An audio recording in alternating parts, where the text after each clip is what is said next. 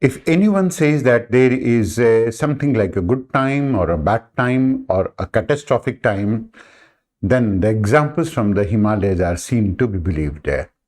Right since last 10 years or so, and more so since February 2021, Himalayas have been seeing some catastrophic changes in its overall geography, geoecology, as well as the way the landscape is being shaped. All of these things have got itself aggravated much more since Uttarkashi incident in 2013, when the disaster that struck the Himalayas that was unimaginable from any angle, from any point of view. Of late, in the last 2 or 3 months or so, Himalayas have been ravaged by a series of landslides, and we have been using Himalayas as a tool for so-called development, the Western style of development, whose main plank is construct some buildings, construct some households, construct hotels, construct roads, construct hydropower plants, keep on constructing, sending ecology for a complete six, completely unmindful of the fact that better ecology is better economics. And people are paying in that place. The policies are being made in New Delhi, but then the people are paying the price for the apathy of all of those people who are making policies without having any type of ground reality about what is Himalayas, how emotional they are, how sentimental they are, and how beautiful they are. You can go to take a look at some of the pictures, and they are testimony to the fact as to what is happening in the Himalayas. This is going to be one of those pictures of a landslide that struck the Himalayas only recently, very, very recently. And you can see the scale of the catastrophe and the scale of the landslide that is going to be taking place in the Himalayas. Although it's a different matter that almost every event taking place in the Himalayas is going to be given an umbrella word that is called as a landslide, although all of them may not be a landslide at all. And that is a truth. That is, there are some of them that are avalanches as well, but then we have been talking about landslides, and they have been increasing in their frequency. You can go on to take a look at another one as well in this case, and that is going to be even more dangerous of sorts. That is, this is going to be another of this type of a landslide that has struck the Himalayas, and it has not been one, it has not been two, it has not been three. It has been landslide after landslide after landslide, and it has been a series of it. And what it has happened is that it has wiped out roads after road, it has wiped out national highways after national highways. It has blocked so many of these rivers, and the overall cost that has gone into managing these landslides is much more now than the overall cost of actually developing some of these type of projects. Now, if you're going to take a look at it, and you do not go on to get disturbed, you do not go on to get distraught, you do not go on to actually go on to weep for the Himalayas, then there is something fundamentally wrong with you. And the way that you're going to think about nature, the way that you're going to think about the nature-human interaction, and the way that you're going to think about Himalayas as well. It is a real pathetic situation. So, there has been a series of such type of landslides that has started taking place, particularly more so after the onset of the monsoons.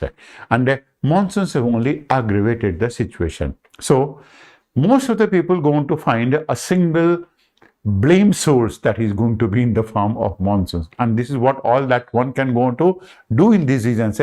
All of those people who are going to be finding an excuse in this case. However, what people going to lose sight of the fact that landslides are a generic term. They are going to be a generic word that has been given for a variety of type of catastrophes that are likely to take place in the entire of the hill slope. So you can go to take a look at it. One of them is going to be what we're going to be calling it as a flow. This is the flow, this is a slope, and then most of these slopes go on to get soaked with water, and then they start going to flowing. Then there is another one that is going to be called as a slide. That is, the whole of the surface slides over a saturated mass. And then what you're going to find another slide, rotational slide. And then sometimes the rocks do go on to fall. That means they do go to topple from the top. And when they do go on to topple, of course, they're going to bring about a lot of changes. People understand it, and of course, that's not in news right now. But then Khuni Nala along NH1 is going to be one such type of a place where such type of a toppling has been a common phenomena of sorts in this case. You will go on to imagine another of this picture that will go on to give you a much better idea. That is, the events that are affecting the Himalayas, one go on to be in the form of what we call it as an earth flow. This is going to be an example and picture of an earth flow, and a good amount of the surface goes on to get soaked with water, and then that goes on to slide down, leading to formation of a scarp. What you saw was an earth flow right now, and then when you go on to take a look at it in another way, there can be series of such type of scarps that can go on to fall, that can go on to form in such a manner, because the entire of the slope comes down, caving down the slope with a lobe. That means a mud and a complete earth that starts flowing down the valley as well. And mind my words, people who go on to take a look at such type of a catastrophe, they lose control over their bladder. Good number of people who have been accustomed to be living in the mountains, the roaring sound that it goes on to emanate, and also all of those type of imaginations that can go on to conjure up in the minds of the people, that can go on to send anyone to dizzy, and it's not for weak-hearted at all, particularly those people who know where are the regions and why exactly is it that is taking place. So why exactly is it that it has become a commonplace? Forget about blaming the monsoons, which is a very common phenomena. Talk about what are all the factors that can go on to be a part of it. One of them is, as you can go on to pick up the case, that is going to be associated with the MCT. What we go on to be talking about is there is the main central thrust. And when we go on to be talking about the main central thrust, we are essentially talking about, this is a fault zone that is going to be lying in the Himalayas. All of these zones are going to be fault zones along which Himalayas are going to be very, very weak. And it is these regions along the whole of Himalayas are actually going to be really weakened of sorts in this case. And along this region, if there is going to be any amount of a seismicity that has not taken place, but imagine if it goes on to take place, then that will go on to give rise to so many type of loose rocks and rubbles, and there is only one place that they can go on to move, that is downwards. Like the morality of the people who go on to plan for these hills, that is, like these moralities that can go on to go only down, these rocks also go on to go down. The fourth is the rising glacial lakes. Now, most of these regions go on to be affected by what we go on to be talking about, the formation of the glacial lakes. Now, when these glacial lakes go to form, the mouth of the glacial lake is going to be generally blocked by good number of debris that have been brought from the top. And these debris go on to lead to formation of a temporary dam of such a natural dam, and these dams are likely to break away, likely to give way. This is a rubble that has been formed here, that is in the form of a moraine. That is, the glaciers themselves going to be taking some of these type of loads, and there are going to be good number of glacial lakes that keep on forming in the Himalayas, and they keep on getting aggravated as well. Uttarkashi 2013 was one such type of an event that took place because of the aggravation of this type of a situation caused by glacial lake outburst flood that we're going to be calling it by GLOF. That has been the most important case here. Now, all of these factors are getting aggravated even by some of these more recent happenings and phenomena that is associated with cloud burst. Now, most of these cloud bursts are taking place because of, as we're going to say, ostensibly caused by global warming. Now, what global warming has done is it has changed a lot of pattern in the country. The changes that have taken place in the pattern of the rainfall over the whole of the country has been very, very well marked. For example, most of the rainfall over India used to be taking place through stratus clouds because the temperature used to be uniformly distributed. But then there is a change in the pattern, there is a shift in the pattern that is taking place, and most of concentration of the convective rainfalls go on to be localized. And because they are going to be localized, that leads to the formation of a huge cumulonimbus cloud with a vertical growth that is simply unimaginable. Can you imagine in the Himalayan region a 14-kilometer high cumulonimbus cloud growth? Now these clouds go on to have immense reservoir of water, and it's like whenever there is a warm air that is rising and that has been forced to rise, and in the Himalayan region there are many situations which can go on to force them to rise, and this is what is happening. One of them is along the slopes the air has to rise. That is the only way that the air can go on to move is going to be moving forward and upward. That's the only way that the air can go on to rise. That's one. Second is if God forbid this happens, if that is going to be associated with any type of a condition of a jet stream, and the jet streams are hovering over it, there is the winds that are coming from the western European region. They are very high velocity winds moving at 240 kilometers per hour, and what these winds are going to do is that they're going to suck the air from beneath. Now imagine these are monsoon-laden winds. These are moisture-laden winds of the monsoon. They consist of very high moisture.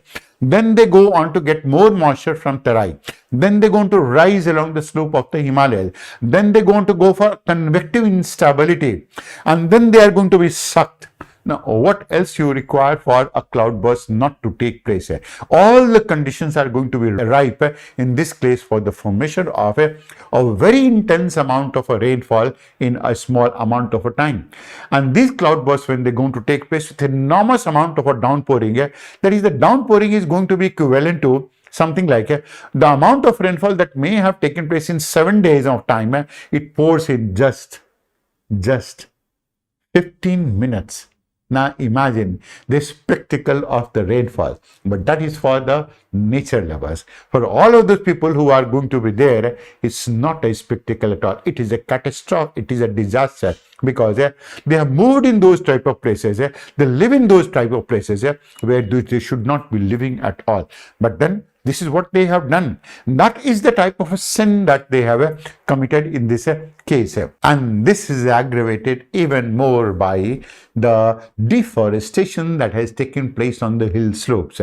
And when we are going to be talking about the deforestation taking place on the hill slope, imagine if the rainfall is moving along the hill slope, what it will go to do? It will go to pick up speed, and as it picks up speed, it also goes into picks up boulders. It also picks up a good amount of debris along its way, and all of these debris go on to get charged, and the river velocity is high enough in this case to dislodge even biggest boulders from the region. That is number one. And second is, if you remove the forest cover out of this place, then a removal of this forest cover will go on to mean that the water goes on to get soaked up along the hill slopes, where you have constructed some of these type of roads, and when these soaked up hill slopes go on to give way, cave, and go on to keep on coming down the slope like the morality of the people forming policies in Delhi, sitting in air-conditioned rooms, then the only thing that can happen is a catastrophic flood. With a flood, there is a domino effect. That means a flood is being caused because of a landslide, and flood will in itself go on to cause even more amount of a landslide in this case. So it will keep on happening, and we have still not learnt lessons. If that is going to be not enough, can you imagine we have kept on building hydropower plants against all the type of recommendations of people who have voiced concerned against construction of such type of hydropower plants, construction of such type of an urban area. And you can go on to take a look at the pathetic situation here. One pathetic situation that is going to be behind me that you're going to take a look at it. when people go on to be constructing such type of housing all along the slope, can you imagine the amount of weight they're going to put on the slopes? And if they're going to put so much amount of weight along the slopes, what can happen? What can happen? The only thing that can happen is the slopes will fail. And if the slopes will fail, these people have only one country to blame, that is their own country. They will have only monsoons to blame because that is the only one that they can go to blame. And if they go on to have another choice, then they will go on to blame the Prime Minister for this purpose because it has been his deeds or his misdeeds of sorts. This is what has been a common phenomenon, a common pattern. And when you are constructing such type of hydel power plants like the one that you are constructing in the Himalayas, can you imagine the amount of a blasting that you have to go through? Can you imagine the amount of a blasting that you have to take place? And all of this blasting is responsible for enlarging all the cracks that are already there in the faults of the Himalayas.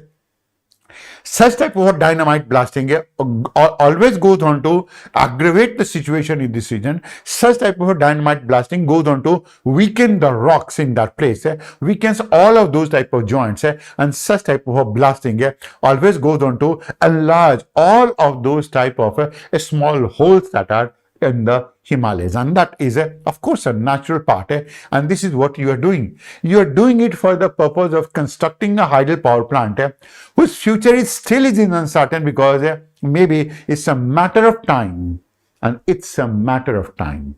And I repeat it third time.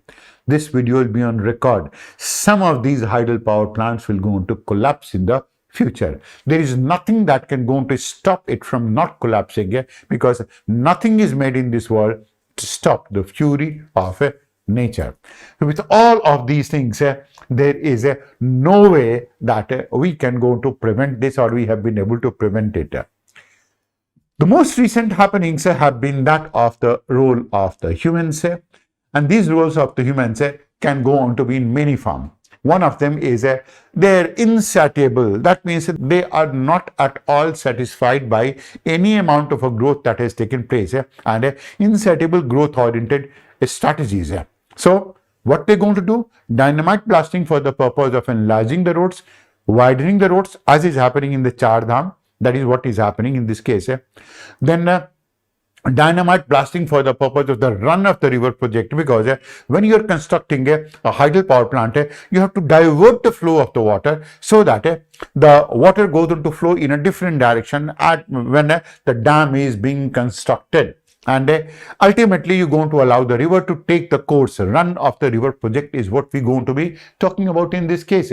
So humans have not been very careful in this case. And whenever you're going to be constructing a road, don't you imagine that when you're going to construct a road, you're going to steepen the slope, because there is a mountain that is following a natural slope. And when you're going to construct the road, you're going to abruptly steepen it. You destabilize it. And when you destabilize it, and when the road caves in, why to blame to monsoon? Why to blame nature for that purpose that speaks and that defines your own character rather than that of the monsoons? Monsoons are not going to be affected because of your blame. They will keep on taking place the way it is going to be taking place because this is what you have wanted. You are doing more and more amount of an agriculture. You are opening more and more of these type of resorts in this place. Now, all of those places where trees used to be binding the soil together, when you have demolished those trees and converted into a monoculture plantation, there is nothing more that you can go to expect. All of these regions are going to become much more prone, although they're going to look green, but they're much more prone to such type of ravages than what they have been before. And if that is not enough, then you have some of the people from bureaucracy who are going to be making policies and who are doing some type of work in this region. Can you imagine in 2013, what the bureaucrats did in this place was they were responsible for changing a lot of things. For example, one of this was a vegetation change. And what was the type of a vegetation change? They removed the oak trees and instead planted pine. They thought the tree is a tree, whether it is going to be oak or pine, it doesn't going to matter. But then that is the matter. That is the real matter. And what's the matter? Oak is able to bind the soil together. Pine goes on to leave a lot of foliage on the surface, and oak is able to bind the soil together. Oak doesn't going to look like that it has a lot of leaf fall. Pine goes on to vested with a lot of leaf fall, which is not associated with oak. And the bureaucracy thought that it looks to be much more vegetative and let's change it. And the change was, you now know that. Now, what was the reason for that? Of course, they weren't going to take a blame because they are protected by Article 311 and 312. They cannot be easily dismissed. But anyone who had been there, it was by and large 90% fault was of the people, of the administration in that region, and monsoons were not to be blamed in this case. Of course, we are raising the temperature. There is no doubt that we are raising the temperature, and the temperature is rising more and more of sorts in this case. With a rise in temperature, what exactly is happening? A rise in temperature is allowing the convection to become much more intense, and because of this convection, the cumulonimbus clouds are becoming much more stronger, much more intense, and their ability to have a very intense downpour is also increasing in this case. So, cloudburst is going to be the natural product of it. Glaciers are losing their mass because when there is a temperature increase, what exactly is happening is that a good amount of glaciers are losing their ice through ablation. That means they're going to get vaporized and they're becoming thinner and thinner. When the glaciers are going to be thicker, that speaks of the health of the glacier. When they're thinner, they are likely to snap. As they snapped in 2021 February, they snapped, and it is this snapping that allows a good number of glaciers to fall down the slope, and along their way they have picked up a lot of stones, boulders, and filled up the valleys, and then there is a domino effect in this case. Our colonial mindset is no less to blame because we do go on to think that is everything that the West has done is what has been the best. And that is because we are mentally sick. We are not mentally sound at all. There have been ingenious methods of managing the hills, and people have been managing it. But because the first prime minister of the country was colonial minded, he inserted into the minds of the people, his sons, daughters, offsprings, all of them who had been in India for last 70 years of time. They inserted that you are inferior, you are inferior, you are inferior, and you must go on to follow the West. In trying to follow the West, what we did was we shunned the traditional wisdom. Can you imagine the traditional wisdom, how ingenious it was? It was not that Sikkim was not going to be affected by earthquake, but not a single house used to fall in Sikkim. Not a single landslide related death used to be taking place in the Himalayan region. People used to live in that region before also. But why exactly it never took place? Because they were managing it with the help of a lot of local wisdom.